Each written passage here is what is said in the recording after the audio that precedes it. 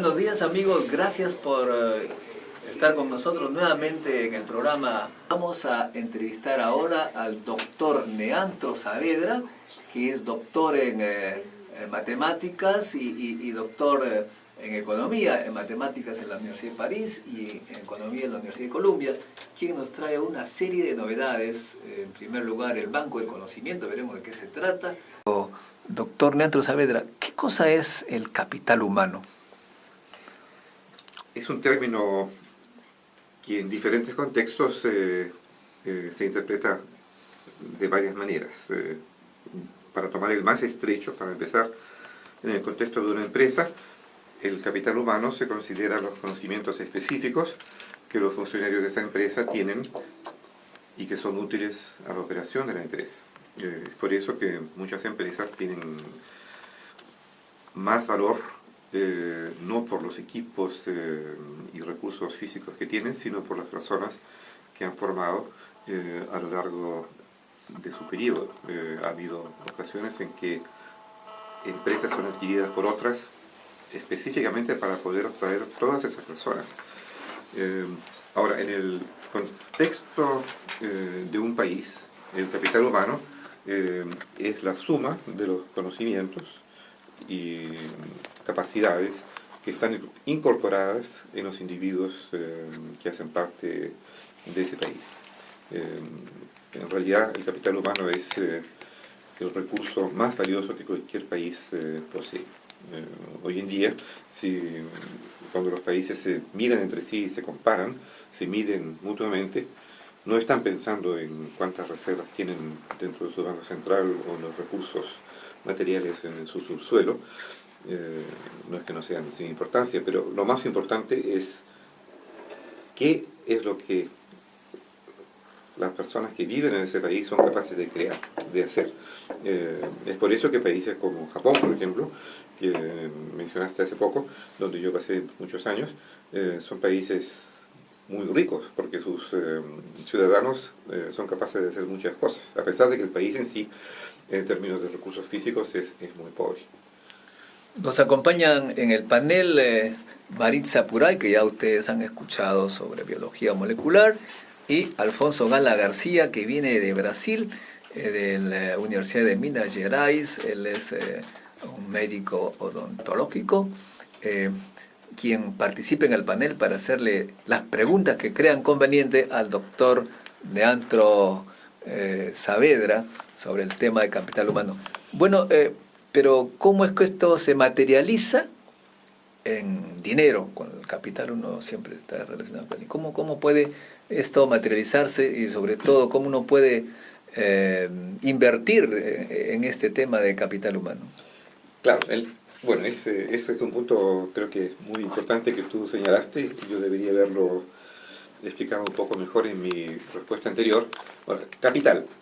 Cuando uno habla de capital, un economista habla de capital, está pensando en recursos que se originaron de la producción y que se utilizan para producir más. Esa es la diferencia, hay la diferencia entre consumo y ahorro, y lo que es ahorrado en general se destina a adquisición de recursos que van a servir para ingresar nuevamente en el ciclo de producción. Entonces esto es capital, algo que puede servir para producir más, en general junto con otros insumos. Entonces capital humano es lo que se ha, digamos, gastado para crear capacidades en individuos que después van a servir a la producción. Ahora, no únicamente la producción de bienes materiales.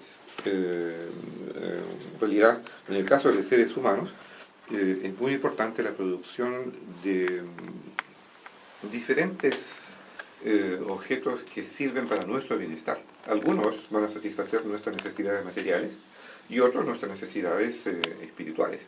En ese sentido, si yo tomo clases de piano, eso está constituyendo una inversión en mi capital porque después va a generar mi capacidad para tocar piano, que va a ir para mi propia satisfacción y, si tocó bien, posiblemente para aquellas de quienes me escuchen.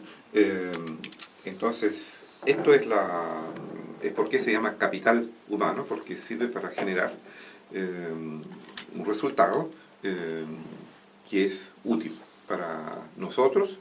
Ahora, es muy importante notar que el capital humano tiene un sentido social. Como dije antes, si yo toco piano, ese puede ser, bueno, seguramente va a ser satisfactorio para mí y muy probablemente si tuve buenas clases de piano, si tengo algún talento, va a ser satisfactorio para otros. Nosotros cuando vemos otras personas así que han mejorado sus conocimientos, han adquirido capacidades, todos nos beneficiamos, aun si no tuvimos nada que ver en la generación de ese conocimiento.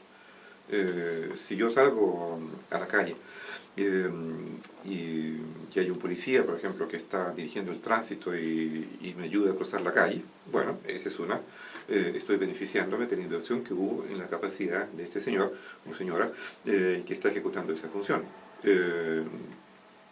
Cualquier servicio, cualquier producto que consumo deriva de las capacidades adquiridas por otras personas. La inversión en capital humano es entonces tiene una función social que nosotros no notamos, pero que innegablemente existe. ¿Cómo invertir en capital humano? ¿No? Tu pregunta original. En este momento, en la situación actual, especialmente en países donde el sistema público no es muy bueno, la mayor fuente de inversión en capital humano está en las familias. Son los padres invierten en el capital humano de sus hijos a lo largo de todo el periodo en el que estos hijos dependen de ellos. El Estado también invierte en el capital humano en la medida en que hay educación pública, servicios de salud públicos o subsidiados. Son las dos fuentes principales de inversión en capital humano, las familias y el Estado.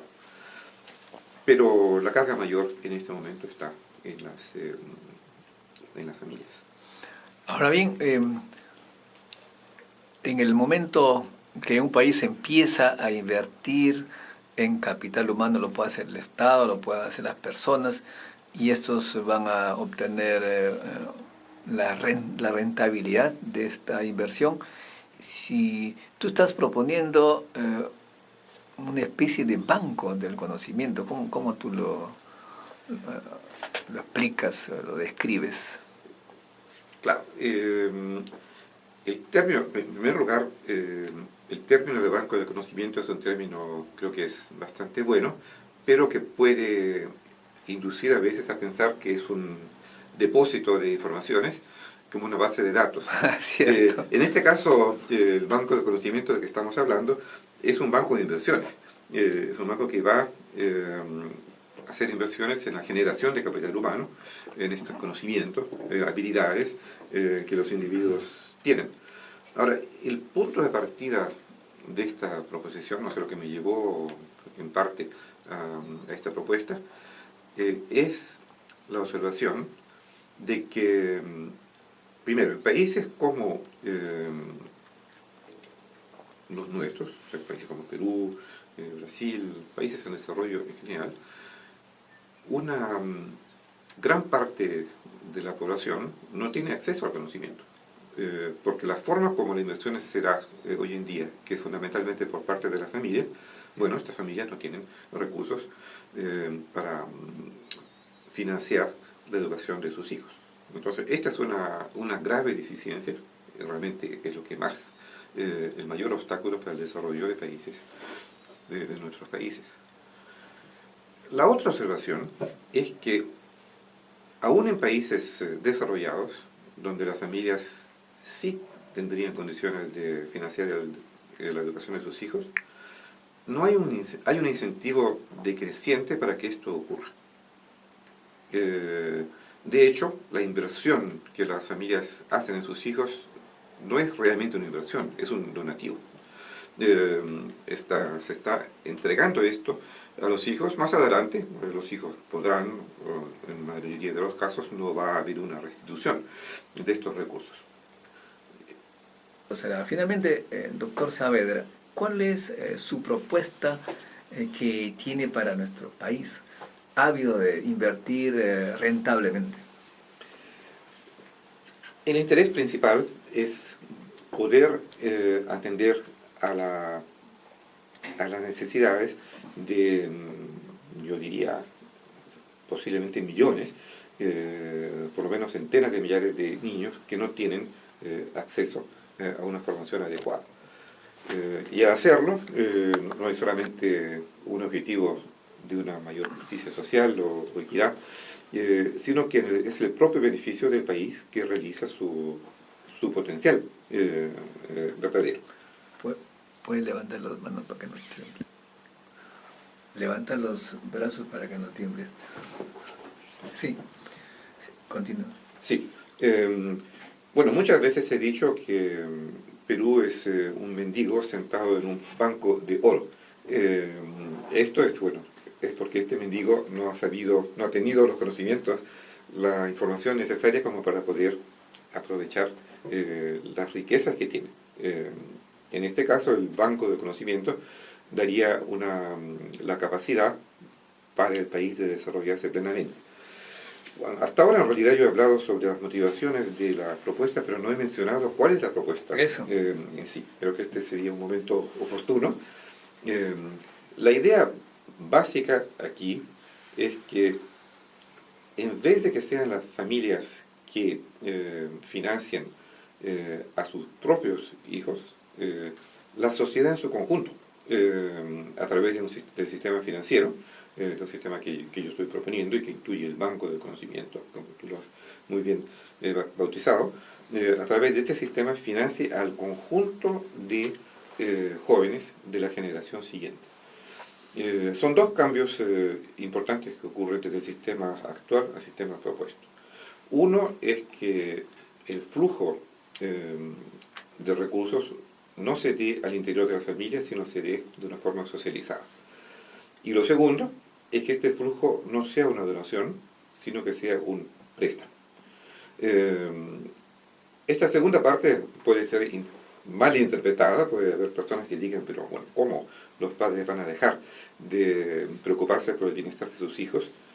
Pero es necesario porque restablece el incentivo para que la sociedad en su conjunto invierta en el capital humano que realmente va a beneficiarlo a sí mismo y obtenga un retorno económico por esa inversión. Pensando en la generación siguiente, que va a tener que pagar por la inversión que se hizo en ella, no va a tener una carga mayor que la que las generaciones anteriores han tenido, porque cuando llegue su momento de tener sus propios hijos, ellos tampoco van a tener que invertir en la formación de ellos, de manera que es equivalente la carga económica que van a tener en relación con su formación en capital humano. O sea que nos convocas, si es que esto se da, se concreta, a invertir en la educación de todo el mundo para obtener los beneficios futuros para nuestra jubilación, por ejemplo.